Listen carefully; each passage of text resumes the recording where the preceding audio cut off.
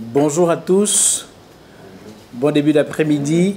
Donc nous allons continuer avec les travaux initiés ce matin par Soraya. Donc je ne me substitue pas à Ousmar, mais je prends juste un peu le relais et il me plaît d'introduire notre collègue Oumar Diallo. Donc on va dire que Oumar Diallo est docteur en études lusophones en co-tutelle avec l'université Cheikh Anta Diop de Dakar et l'UCAD. Donc, professeur titulaire du département des langues romanes et de la faculté des lettres, section portugaise de l'université Cheikh Anta Diop. Membre de l'Académie des lettres d'Angola, en abrégé AAL. Directeur des études de l'Institut des langues étrangères appliquées, ILEA, de l'Université Cheikh Anta Diop de Dakar, représentant de l'Agence universitaire de la francophonie, Afrique lusophone avec siège à Dakar et à Madagascar. Donc, Oumar Diallo est également membre du comité d'équivalence et de la pédagogie à la faculté des lettres et sciences humaines de l'UCAD, membre des laboratoires CELIS, Centre de recherche et littérature sociopolitique de l'Université Clermont-Auvergne en France, professeur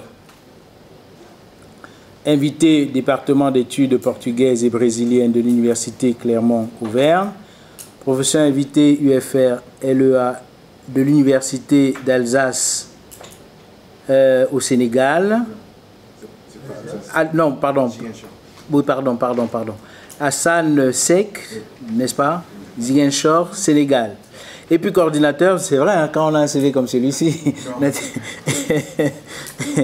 Donc, et puis coordinateur du projet et co-diplôme master interculturalité des universités avec l'université du Cap-Vert, Université Clermont-Auvergne en France, Université Cheikh Anta Diop de Dakar. Il traducteur, interprète, assermenté, français, portugais, au tribunal de grande instance de Riom en France. La thèse était réalisée en études comparées, en co-tutelle donc avec l'université de Dakar et Clermont. Alors, pour terminer avec cette présentation, nous dirons que le thème est une remise en cause des processus révolutionnaires et du projet de rénovation dans les romans de Pepetela. Le problème du processus donc de révolution et le projet de refondation dans les récits de Pepetela. Axe de recherche donc et intérêt, on dira, c'est donc dans le domaine des études comparatives sur les littératures africaines, histoire et les cultures africaines, brésiliennes et portugaises, colonialisme naturellement, néocolonialisme, identité, genre et race à partir d'une étude d'histoire et de la culture des pays africains lusophones et du Brésil.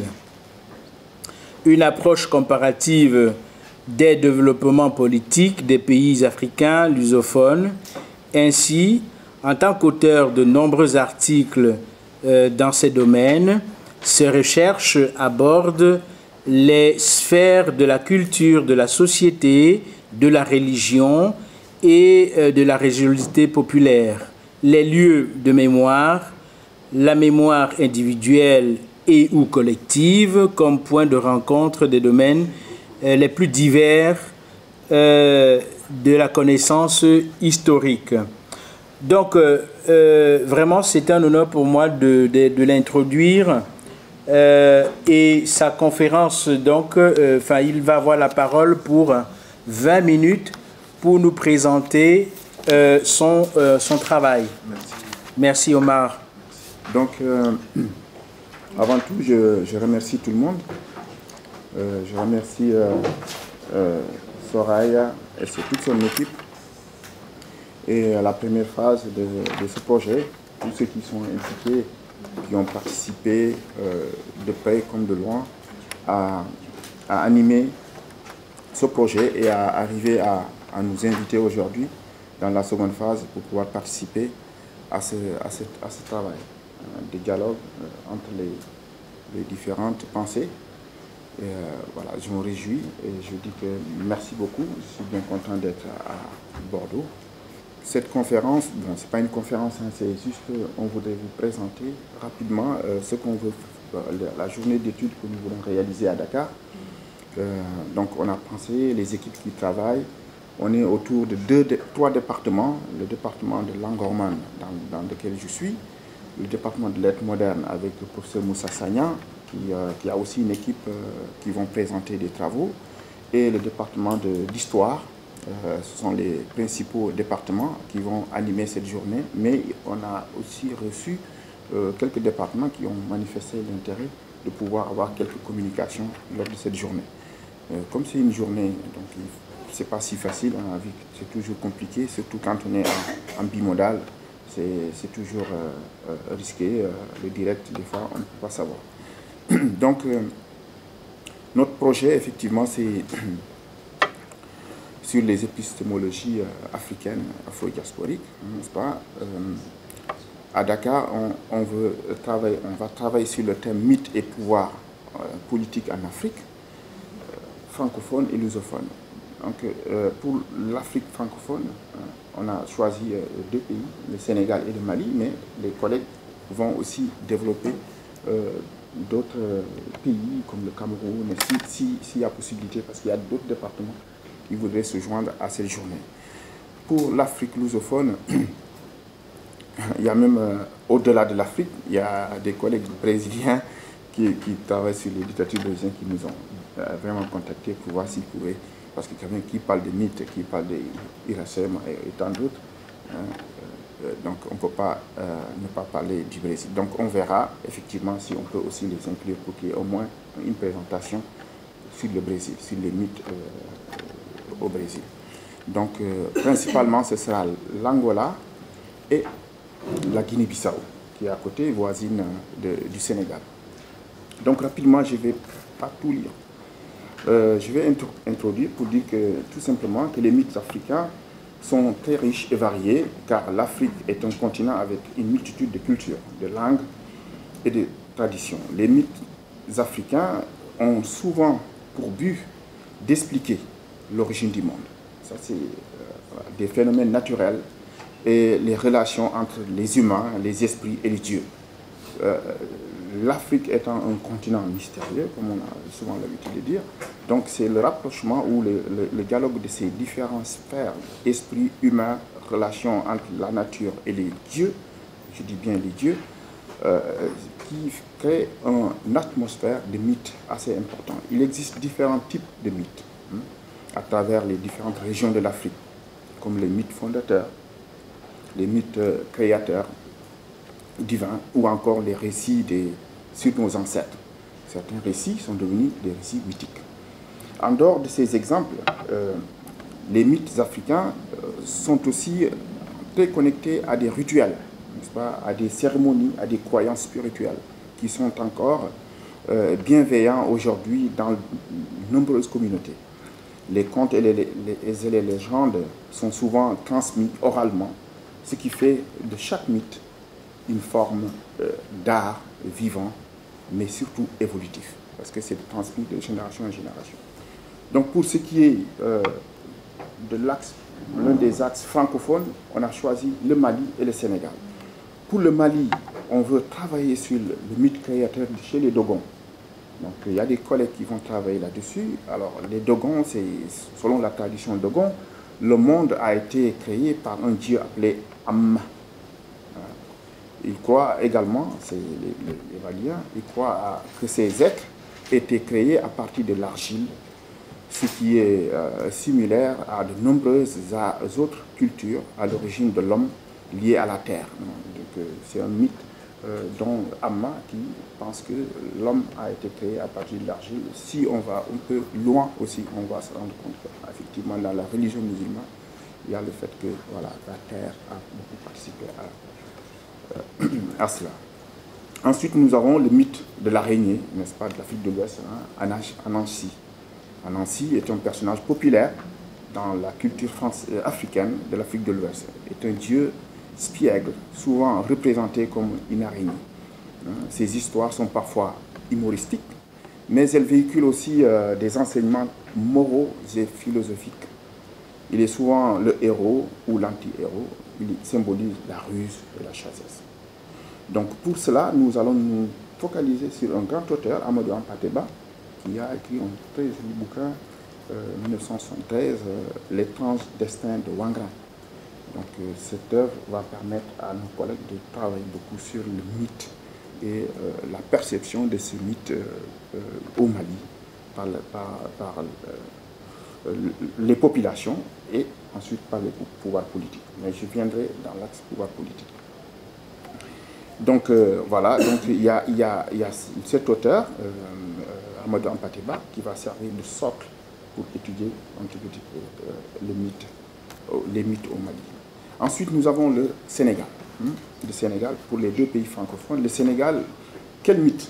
Le Sénégal est un pays à 95% musulman. Donc les mythes, très souvent, avec la religion musulmane, ne vont pas beaucoup ensemble parce que c'est une sorte de blasphème, parce qu'on ne peut pas comparer. Donc des fois, les mythes aussi vont au-delà de la simple considération culturelle ou civilisationnelle. Ça va même jusqu'à la religion. Donc au Sénégal, la mythologie est aussi riche et variée, alimentée par la tradition de nombreux groupes ethniques qui composent le Sénégal, les Wolofs, les Peuls, les Sérères, les Toucouleurs et d'autres, tant d'autres. Ces mythes sont souvent transmis oralement, sont liés profondément à la nature, n'est-ce pas, et aux ancêtres et à la spiritualité et surtout à la lutte pour l'identité. Donc nous avons le mythe chez les Sérères, n'est-ce pas, un grand mythe, Ndiaye, n'est-ce pas, que Mbaye doit connaître. Et c'est une légende, n'est-ce pas? L'histoire de Ndiaye est un roi mythologique, un héros légendaire chez les Sérères. Selon la légende, il serait fondateur du royaume d'Issine, le Kaolack. Il est vénéré comme un héros civilisateur. Les mythes qu'on raconte autour de Ndiaye, après avoir reçu des révélations divines, unifia plusieurs tribus sous son autorité, introduisant les principes de justice et de proximité. Donc aujourd'hui, parmi les politiques de cette région, ils s'identifient à Ndiaye pour pouvoir porter ce message d'unificateur du peuple sénégalais, de la nation sénégalaise. Mais ça, je reviendrai sur le plan politique. Ensuite, nous avons un mythe naturel, n'est-ce pas? On en parlait hier, mais je ne voulais pas trop développer parce que c'était mon sujet aujourd'hui. C'est sur le lac Rose. Le lac Rose, le lac Rekba, qui s'appelle normalement le lac Rekba. Aussi, l'un des mythes qu'on raconte, que ce lac est le résultat d'une trahison, n'est-ce pas? Donc, ce n'est pas seulement une question scientifique, alors qu'on sait que c'est la teneur en sel qui fait que, sous le soleil, ce lac devient rose. Mais selon la légende, une femme très belle vivait dans un village près du lac. Elle était aimée de tous, mais un jour, un homme très riche et puissant, qui était jaloux de son pouvoir de séduction, décida de lui jeter un sort, parce qu'il voulait vraiment la posséder. Selon certaines versions du mythe, la femme, dans un acte de vengeance, aurait été transformée en eau salée, qui donna lieu à ce lac rose. Donc le lac est un lieu où la beauté, l'amour et la trahison cohabitent. Donc souvent, c'est aussi un lieu où les gens peuvent faire référence, ou auquel les gens peuvent faire référence pour parler de ces trois aspects de la société. Ensuite, nous avons un personnage fondamental quand on parle de pouvoir, de mythe et de pouvoir au Sénégal. C'est la figure incontournable de Cheikh Amadou Bamba. Cheikh Amadou Bamba est un grand érudit, un grand intellectuel musulman qui s'est battu contre la colonisation française et qui a été exilé au Gabon pendant des années et qui est revenu au Sénégal sans que rien ne lui arrive, hein, et puis avec des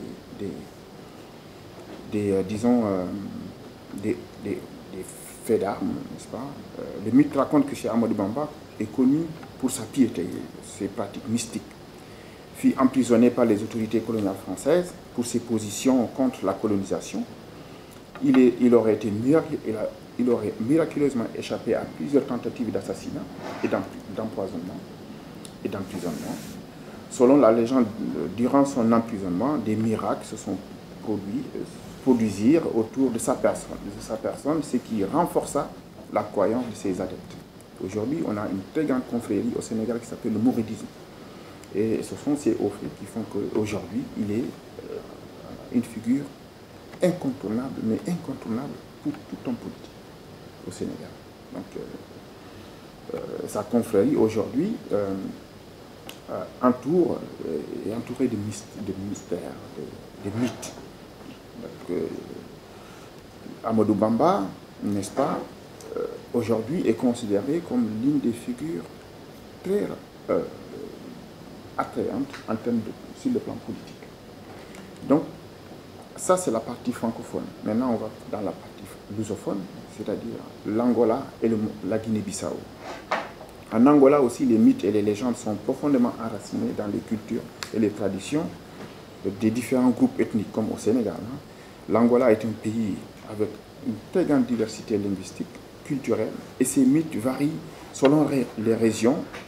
Et on peut énumérer quelques mythes. Par exemple, le mythe d'un Ghana, à l'origine de l'homme, des peuples de Congo. Le mythe du soleil et la lune, les peuples de Ovundundu. Ensuite, nous avons le mythe des montagnes de Tundavala, du peuple du sud de l'Angola. Nous avons l'ange qui est tombé, donc c'est une légende, le peuple Bunda, n'est-ce pas? Alors, il faut peut-être continuer, j'oublie, mais désolé. Voilà, donc là, parfait. Donc là, on est là, j'ai pris quelques exemples pour ne pas tout énumérer. Alors, on a l'esprit de la forêt aussi, qui est aussi des peuples Kwanahama en Angola. Et nous avons aussi le mythe de la terre, des ancêtres, des Mbunda et de Congo, où Nzambi, n'est-ce pas, Nzambi, le dieu spirituel, les ancêtres, constitue un maillon important pour protéger et guider leurs descendants. Ces croyances sont souvent exprimées à travers des rituels, des cérémonies destinées à honorer les esprits des ancêtres, mais maintenir l'harmonie entre les vivants et les morts. Les mythes et les légendes en Angola sont des moyens puissants pour transmettre des valeurs culturelles, morales et spirituelles de génération en génération. Ils servent aussi à expliquer les phénomènes naturels, à enseigner le respect des forces qui sont des forces invisibles et à renforcer les liens communautaires. Comme parler de mythes en Angola, sans parler de Kianda, je sais que parmi vous, il y a beaucoup qui ont entendu parler de Kianda à travers l'œuvre de Pepe Tela ou des Gèges de Kianda. Et donc Kianda, cette déesse de la mer, n'est-ce pas, des eaux, comme on dit. Dans certaines traditions, Kianda est perçue comme une mère des ancêtres. Tous les ancêtres ont pour mère Kianda, n'est-ce pas? Kianda, moitié poisson, c'est comme une sirène, moitié poisson, moitié femme. Elle est parfois présentée comme une divinité nourrissante qui, par son pouvoir, donne la vie et protège les communautés. Les croyances concernant Kianda mettent souvent en avant son rôle de médiateur entre le monde des vivants, c'est-à-dire le monde visible, et les esprits, notamment dans les régions côtières où les peuples croient à l'eau, c'est-à-dire des peuples pêcheurs, croient aussi à la médiation entre l'eau et le spirituel. Donc Kianda a des influences, beaucoup d'influences dans la culture angolaise, il symbolise aussi une puissance dans les traditions de nombreux peuples de l'Afrique centrale, le Congo et l'Angola. Kianda est une figure centrale dans la littérature angolaise. Que ce soit Pepe Tela, que ce soit aussi Dondine Vieira dans Lágrimas d'un pauvre, Kianda apparaît comme une figure qui explore également des thèmes culturels et traditionnels et essayer aussi de coordonner ou bien de créer des ponts entre le peuple et les dirigeants. Je vais passer vite parce que... Là. Alors, in fine, on peut dire que voilà, Kianda, en tant que figure mythologique, continue d'influencer la littérature où elle est souvent utilisée pour représenter des idées profondes de sa nature, de la nature, sur la nature, la spiritualité, la connexion aux ancêtres. Les écrivains angolais, tant dans les romans que dans la poésie ou les récits oraux, utilisent cette déesse de l'eau pour aborder des questions complexes liées à l'identité culturelle, à la résistance et aussi à la recherche d'un sens dans un monde marqué par l'héritage colonial et les transformations sociales. Elle incarne un pont entre l'ancienne sagesse traditionnelle et les défis contemporains de l'Angola, à savoir la stabilité politique et sociale. Pour la Guinée-Bissau, rapidement, nous avons des mythes des îles de Bijagos. C'est des îles, donc on a voulu aussi prendre des mythes qu'on trouvait sur le continent, mais sur les îles. Donc les îles Bijagos, où on trouve beaucoup de croyances mythiques, n'est-ce pas? On a chez les Mandingues l'esprit de la forêt, le loup du ciel, chez les Balantes, n'est-ce pas? Et aussi la déesse de la mer et des eaux en Guinée-Bissau, qui est aussi très répandue, qu'on appelle souvent Adona da Agua, qu'on a souvent dans tous les pays africains, avec, en anglais, on appelle souvent Mami Wata. Voilà, Mami Wata. Ok. Donc c'est la même déesse qu'on retrouve aussi en Guinée-Bissau.